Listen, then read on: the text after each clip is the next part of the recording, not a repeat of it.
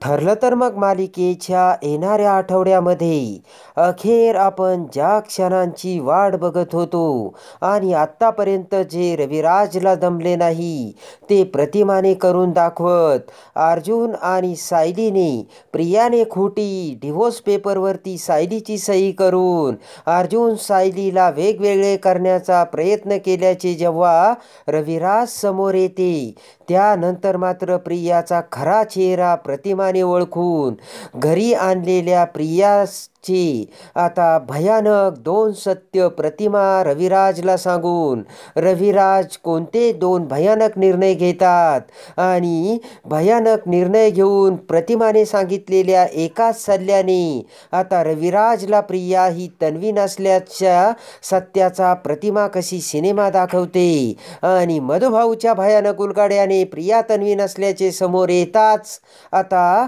रविराज हा प्रियाची कशी हकालपट्टी करणार हे या व्हिडिओमध्ये आपल्याला बघावयास मिळणार आहे.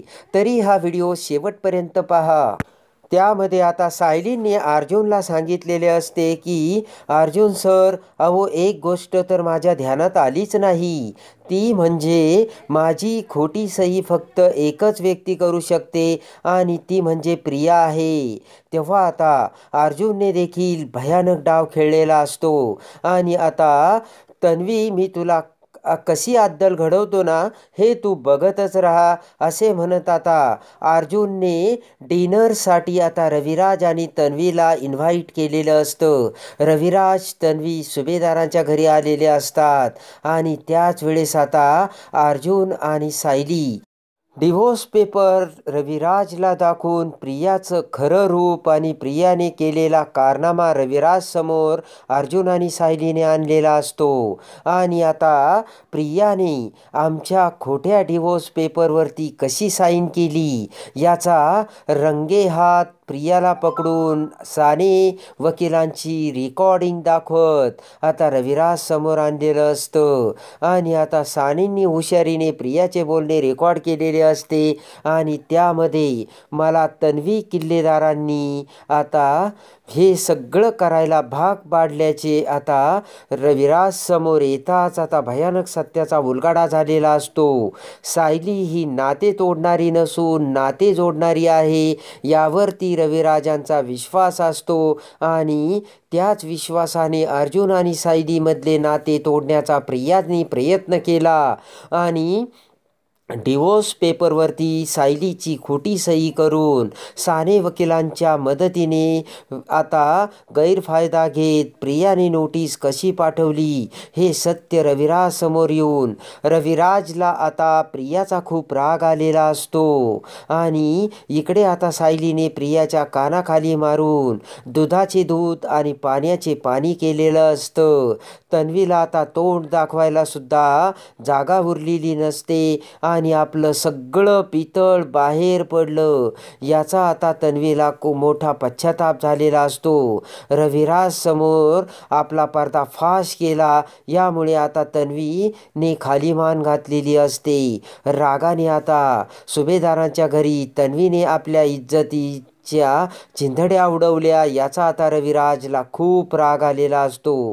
रागाने आता तन्वीला फरफटत सुभेदारांच्या घरून आता रविराजने ओढत आणलेले असते. सगळ्या डिनरचा पचका झालेला असतो आणि आज आपण पाहुणचारासाठी ज्या सुभेदारांच्या घरी आलो त्या सुभेदारांच्या घरी तन्वीने आपली सगळी इज्जत धुळीस मिळवली याचा आता रविराजला खूप पछतावा येत असतो. आणि प्रतिमासोबत आता तन्वी आणि रविराज घरी आलेले असतात तर तन्वीने आता बेडरूममध्ये जाऊन दरवाजा बंद करून घेतलेला असतो. इकडे आता प्रतिमा आणि रविराज हे आता बेडरूममध्ये येतात तर आता प्रतिमा रविराजला म्हणते की रविराज, मला तुमच्याशी काही महत्त्वाचं बोलायचं आहे. तेव्हा रविराज म्हणतो की आता बोल ना प्रतिमा, या प्रियाने तर मला काही बोलायला नाकच ठेवलं नाही. सुभेदारांच्या घरी सगळी माझी इज्जत तिने धुळीला मिळवली. प्रतिमा म्हणते की रविराज, मला तर आता प्रियाचा एक वेगळाच संशय यायला लागला. तेव्हा आता रविराज कुतूहलाने प्रतिमाकडे बघतात. प्रतिमा म्हणते की हे बघा, तन्वी आणि आपले नागराज भाऊजी यांच्यामध्ये मला काहीतरी संशयास्पद वाटल्याचे आता प्रतिमा ही रविराजला सांगते आणि दोघांचं काहीतरी वेगळंच चालू असतं असे आता प्रतिमा रविराजला सांगते. प्रतिमा म्हणते, रविराज, तुम्हाला तन्वी आपली मुलगी आहे हे कसं कळालं याविषयी मला थोडं सांगा ना. कारण मी तुम्हाला एक सांगते, तन्वीचे लहानपणीचे जे काही गुण आहेत त्यातील एकही गुण या मोठी झालेल्या तन्वीमध्ये मला अजिबात दिसत नाही रविराज.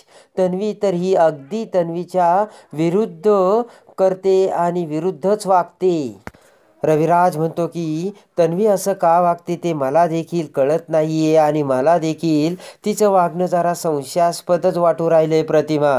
रविराज म्हणतो की प्रतिमा, अगं मी तिला तिचं लग्न अर्जुनशी झालं नाही ना, तरीसुद्धा मी तिला आता सांगितलं आहे की अर्जुन सायली त्यांच्या आयुष्यात खुश आहे, तेव्हा त्यांच्या आयुष्यात तू ढवळाढवळ करू नकोस, पण ती माझं काही ऐकतच नाही. आणि आज प्रतिमा तू बघितलं ना काय केलंस या तन्वीने. चक्क अर्जुन आणि सायलीमध्ये डिवोर्सची नोटीस पाठवून दोघांना वेगळे करण्याचा प्रयत्न केला. अगं आपली तन्वी किती आणि कोणत्या थराला गेली. रविराज म्हणतो की अगं तन्वी लहानपणापासून अपघात झाल्यानंतर हरवली आणि आश्रमात राहिली, लहानाची मोठी झाली ना, त्यामुळे कदाचित तिच्यावरती तसं संस्कार झाले. प्रतिमा म्हणते की मग रविराज, सायली देखील त्याच आश्रमात वाढली. सायलीचे संस्कार आणि प्रियाचे म्हणजे तन्वीचे संस्कार अगदी विरुद्ध आहेत. तेव्हा ती ज्या वातावरणात वाढली त्याच वातावरणात सायलीसुद्धा वाढलेली आहे. तर आता प्रतिमा रविराजला म्हणते की रविराज, मला एकदा त्या आश्रमात जाऊन ज्यांनी कुणी प्रियाला म्हणजे तन्वीला सांभाळलं ना त्यांची भेट घ्यायची. तेव्हा आता लगेच रविराज म्हणतात की ते मधुकर पाटील हे जेलमध्ये आहेत, सध्या त्यांच्यावर आश्रमाची केस चालू आहे. तर आता प्रतिमा म्हणते की मला त्यांना भेटायचं आहे. तर रविराज म्हणतो ठीक आहे, आपण जाऊन त्यांना भेटूयात. तर आता रविराजने लगेच मधुभाऊंना भेटण्याची परवानगी मिळवलेली असते आणि प्रतिमाला घेऊन आता रविराज हे आता मधुकर पाटलांची भेट घेण्यासाठी आता जेलमध्ये आलेले असतात. आणि त्याच वेळेस आता प्रतिमा ही मधुभाऊंना काही प्रश्न विचारते. लहानपणी तन्वी तुम्हाला कशी मिळाली आणि ती तन्वी आहे हे रविराज यांना कसं कळालं याचा सगळा उलगडा आता प्रतिमा करू लागते. त्यावेळेस आता मधुभाऊ म्हणतात की प्रिया ही लहानपणी माझ्या आश्रमात आली. एका बाईने तिला आश्रमात आणलं होतं आणि त्या बाईनेच गरीब असल्यामुळे तिला आश्रमात ठेवलं. कारण त्यांचा खर्च त्यांना परवडत नव्हता, त्यामुळेच प्रिया ही आश्रमातच राहिली आणि आश्रमातच वाढली. पण प्रियाने तिचा स्वभाव काही बदलवला नाही. लहानपणापासून प्रियाचा स्वभाव भांडखोर, हेकेखोर, रागीट होता. तर आता रविराज प्रतिमाला मोठा धक्का बसतो आणि लहानपणीची आपली तन्वी तर एकदम प्रेमळ होती, मग मधुभाऊ हे काय सांगतात याचा आता रविराज आणि प्रतिमाला अचंबा वाटत असतो. आणि त्याच वेळेस आता रविराज म्हणतात की मधुभाऊ, प्रिया म्हणजे आमची तन्वी तुम्हाला किती तारखेला सापडली, ते साल कोणतं होतं हे सांगू शकाल का.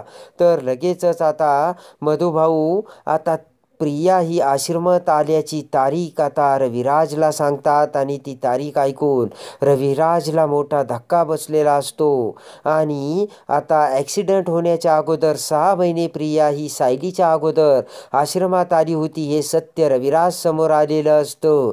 तेव्हा आता लगेचच रविराज म्हणतात की मधुकर पाटील, तुम्ही काय बोलताय. अहो आमचा ॲक्सिडेंटची तारीख ही आहे आणि तुम्ही प्रिया आश्रमात आल्याची तारीख 6 महिने अगोदरची सांगताय.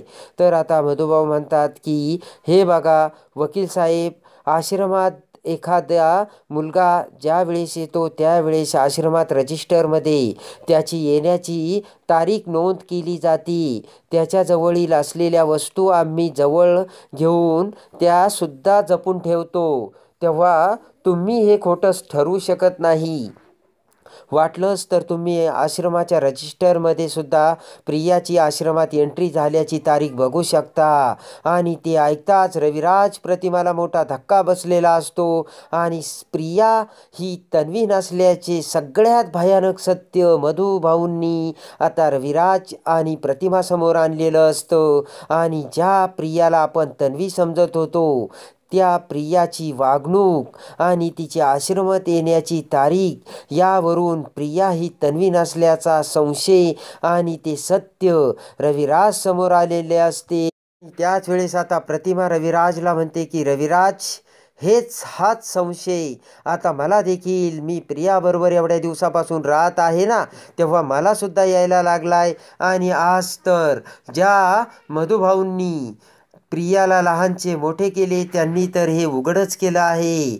मी रविराज तुम्हाला सांगते की तन्वीचे जे गुण होते ते या प्रियामध्ये अजिबात मला दिसत नाही, म्हणून मी इथपर्यंत आले. तर आता रविराजच्या डोळ्यात आणि डोक्यात सुद्धा प्रिया तन्वी नसल्याच्या संशयाची पाल चुकलेली असते आणि खरे सत्य आता रविराज समोर आलेले असते. आणि या भयानक 2 घटना घडून प्रिया तन्वी नसल्याचे आता रविराज कसा पुराव्यासकट समोर आणतो आणि प्रियाची कशी हकालपट्टी करतो हे बघण्यासाठी आणि ठरलं तर मग मालिकेच्या डेली अपडेटसाठी बेल नोटिफिकेशनवर क्लिक करून आपल्या चॅनलला लाईक करा, सबस्क्राईब